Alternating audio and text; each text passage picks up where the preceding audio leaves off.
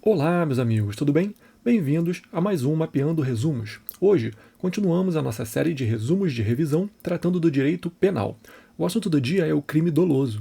Vamos falar sobre os conceitos de dolo, sobre os elementos do dolo, sobre o dolo natural, o dolo normativo e as espécies de dolo de acordo com as classificações doutrinárias. Se você já estudou essa matéria e quer relembrar ou revisar, vem comigo que vamos passar pelos pontos principais. Então, começando pelos conceitos de dolo que a gente tem aqui. O Código Penal, ele trata do dolo pela teoria finalista, sob o ângulo da teoria finalista. E as teorias do dolo, teoria finalista porque a gente fala que o dolo é vontade e consciência de realizar o tipo. Vontade e consciência de realizar o tipo penal. Eu já fiz um vídeo aqui sobre uma teoria do professor Luiz Greco, que trata do dolo sem vontade. Para o professor Luiz Greco, a vontade é irrelevante para a classificação, para tratarmos do dolo. Mas essa é uma teoria do professor Luiz Greco, com base na teoria alemã, e que questiona esse conceito de dolo. Mas o nosso Código Penal e a doutrina majoritária brasileira adotaram essa teoria, a teoria finalista, que trata tanto da teoria da representação quanto da teoria da vontade e a teoria do assentimento. Então, o dolo para o Código Penal brasileiro, ele é vontade e consciência. Vontade e consciência. Diferente da teoria do professor Luiz Greco, que é uma teoria pós-moderna, que trata do dolo como somente consciência. Consciência. Então, tratando do dolo na teoria brasileira, na teoria majoritariamente aceita pelo direito brasileiro, teoria finalista, a gente tem três teorias. A teoria da representação, a teoria da vontade e a teoria do assentimento, que tentam explicar o que é o dolo. A teoria da representação, ela diz que o dolo é a previsão do resultado. Se o agente consegue prever que aquele será o resultado da conduta que ele está tendo, então ele tem dolo. De acordo com a teoria da vontade, o dolo não é só uma previsão, é uma previsão mais uma vontade de executar aquele tipo penal, de ter aquela conduta e de ter aquele resultado, de realizar aquele resultado, de consumar aquele crime. Então, para a teoria majoritariamente adotada no Brasil, o dolo segue a teoria da vontade, mas complementada pela teoria do assentimento. O que é a teoria do assentimento? Ela diz que o dolo também pode ser com o assentimento, ou seja, o consentimento de que aquele resultado ocorra, de que aquele crime seja consumado. Então, não só a vontade de realizar o tipo penal, mas sim o assentimento, o consentimento, aceitar que aquele resultado ocorra. Então, o dolo para a teoria brasileira é composto pela teoria da vontade mais a teoria do assentimento. Então, o dolo no Brasil, então, ele é previsão mais vontade, de acordo com a teoria da vontade, mais ou assentimento, que é complemento da teoria da vontade, o assentimento. Aqui está o dolo eventual. É o dolo daquele que consente, que assente que o resultado ocorra, o resultado da sua conduta, que também é dolo. Dolo eventual também é dolo. Então, os elementos do dolo para a teoria a teoria brasileira são o quê? Consciência e vontade. Consciência e vontade. O elemento volitivo e o elemento psicológico. A demonstração desse dolo, ela segue a teoria dos indicadores externos. Teoria dos indicadores externos. Isso aqui é importante. E tem algumas etapas. Quais são essas etapas? A demonstração do perigo, a visão do agente ao perigo e a sua decisão. Demonstração do perigo. O perigo é demonstrado como uma possibilidade da conduta dele. A visão do agente ao perigo. Ele percebe que aquele perigo é iminente, que aquele perigo, que aquele resultado da sua conduta pode ocorrer. E a sua decisão é realmente: eu vi que esse perigo pode ocorrer e eu decido, mesmo assim, realizar a conduta. Essas são as teorias, as etapas, melhor dizendo, essas são as três etapas da teoria dos indicadores externos. Teoria dos indicadores externos, que é aqui explica a demonstração do dolo. E o dolo tem 3 momentos. Primeiro, a consciência da conduta e do resultado. O agente sabe qual é a sua conduta e sabe qual é o resultado provável daquela sua conduta. Segundo, o agente tem consciência sobre o nexo. Ele sabe que da sua conduta, não de outras condutas, mas da sua conduta, pode ocorrer aquele resultado. E terceiro momento, a vontade. Ele sabe da sua conduta, sabe do possível resultado, sabe que de uma vai decorrer a outra e tem vontade de executar aquela conduta.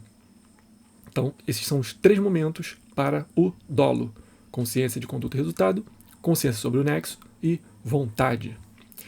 E qual é a diferença entre dolo natural e dolo normativo? Dolo natural é aquele que segue o sistema finalista. É um dolo avalorado. Ele tenta seguir um critério científico. O dolo natural está dentro do tipo penal. O dolo natural está dentro do tipo. Não é da ilicitude e nem da culpabilidade. Ele está dentro do tipo, da tipicidade. E ele é consciência e vontade. Já o chamado dolo normativo é aquele que estava lá no sistema clássico. É um dolo valorado. Ele tem dentro dele valores. Ele não é um dolo que se pressupõe um dolo científico, um dolo avalorado. Ao contrário, ele é um dolo valorado. Ele segue a teoria mecanicista da conduta. Ele estava dentro da culpabilidade. E ele era consciência, vontade e consciência da ilicitude. Consciência, vontade e consciência da ilicitude. Esse era o chamado dolo normativo. E quais são as espécies de dolo? São várias. A gente tem o dolo antecedente, dolo atual, dolo subsequente, dolo geral, dolo de primeiro grau, dolo de segundo grau, dolo de dano, dolo de perigo, dolo presumido, dolo genérico e dolo específico, dolo de propósito, dolo de ímpeto e dolo direto, dolo indireto. Vamos começar daqui. O dolo direto e dolo indireto. O dolo direto é aquele em que a vontade é dirigida a um resultado. O agente tem a vontade de promover aquele resultado, de que aquele resultado ocorra. É o dolo direto. O dolo indireto ele pode ser alternativo ou eventual. O dolo indireto alternativo. O agente quer um ou outro resultado. Para ele, tanto faz que um ou outro ocorra. E o dolo eventual é aquele em que ele não quer o resultado, mas assume o risco de que o resultado ocorra. Ele segue a teoria do Reinhard Frank, chamada de teoria positiva do conhecimento. Teoria positiva do conhecimento do Reinhard Frank. É o chamado dolo eventual. Ele não quer o resultado, mas assume o risco. Essas são as 2 espécies do dolo indireto. E dolo de propósito, dolo de ímpeto. O dolo de propósito é aquele dolo refletido, que a pessoa pensa, essa conduta provoca esse resultado. Faço essa conduta, promovo essa conduta ou não. Ele pensa e resolve promover aquela conduta, resolve executar aquele crime. É um dolo de propósito. O dolo de ímpeto não. É aquele dolo repentino, que ele reage a alguma emoção ou alguma provocação, ou tem uma ideia de uma hora para outra. É o chamado dolo de ímpeto. Ele não é refletido. Dolo genérico e dolo específico. Aqui a gente está falando da finalidade do agente. O dolo genérico é aquele em que o agente não tem uma finalidade específica. Já o dolo específico é aquele em que o agente tem uma finalidade específica. A lei, ela prevê se o dolo é genérico ou o dolo é específico. Matar alguém é um dolo genérico, é um dolo de matar, só isso. Mas quando a lei prevê constranger alguém com o fim de obter vantagem patrimonial, por exemplo. Com o fim de obter qualquer vantagem. Esse com o fim de obter qualquer vantagem, com o fim de obter vantagem patrimonial, é chamado dolo específico, porque a lei prevê uma finalidade específica para aquele crime. Não é só uma conduta, tem que ter uma finalidade específica. Dolo presumido. O que é o dolo presumido? É aquele dolo in re ipsa, da própria coisa. Ele não é admitido no Código Penal. Por quê? Porque tem que se provar o dolo do agente. A lei não pode presumir que o dolo esteja presente em uma certa conduta, em uma certa atividade. Quem acusa tem que provar que o agente tinha dolo de promover aquela conduta, de executar aquele crime. Dolo de dano, dolo de perigo. Dolo de dano e dolo de perigo. O dolo de dano é aquele dolo de lesionar o bem jurídico. Já o dolo de perigo é o dolo não de lesionar, mas de expor aquele bem jurídico a um perigo. Dolo de primeiro grau e dolo de segundo grau. Aqui a gente está falando dos resultados perseguidos, das consequências necessárias. Resultados perseguidos e consequências necessárias. O de primeiro grau é aquele em que o agente tem vontade de resultados perseguidos. Vontade de resultados perseguidos. Ele tem uma vontade de que aquele resultado específico ocorra. Já o dolo de segundo grau é aquele dolo em que ele sabe que vão ocorrer consequências necessárias da conduta dele. E ele, mesmo assim, executa aquela conduta sabendo daquelas consequências. É o dolo de segundo grau. Ele coloca uma bomba em um avião para matar um inimigo dele. Mas ele sabe que se explodir a bomba no avião, vão morrer todos do avião. Esse é o dolo de segundo grau. Então ele tem dolo no homicídio de todos aqueles presentes no avião. A morte dos outros passageiros, que não o inimigo dele, não são mortes por homicídio culposo, não. São mortes por homicídio doloso. Dolo geral. O que é o dolo geral? Dolo geral, também chamado de erro quanto ao meio de execução. É o erro quanto ao meio de execução. É irrelevante para o Código Penal.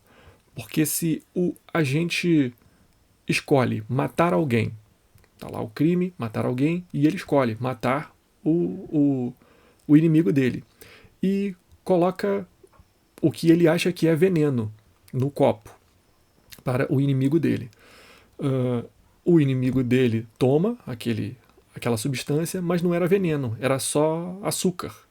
Então, não importa se o inimigo dele era diabético e morreu por causa daquela quantidade de açúcar que tomou, ocorre aqui um dolo geral, porque ocorreu um erro quanto ao meio de execução, o agente achou que estava dando veneno, deu açúcar, e o inimigo era diabético e ele não sabia, e morreu mesmo assim. Isso aqui é um dolo geral.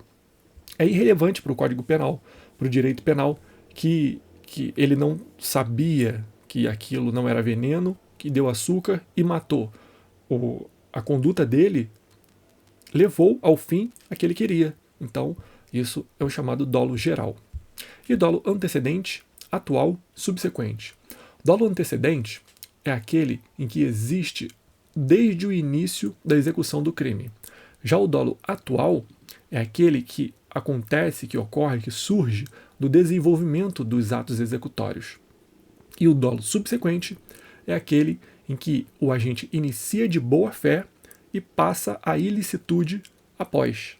É o dolo subsequente. É quanto ao momento da execução do crime. Então, esses são os pontos mais importantes sobre o crime doloso. Espero que vocês tenham gostado. Foi um resumo bem sintético, bem conciso, justamente para a gente relembrar o que a gente já estudou.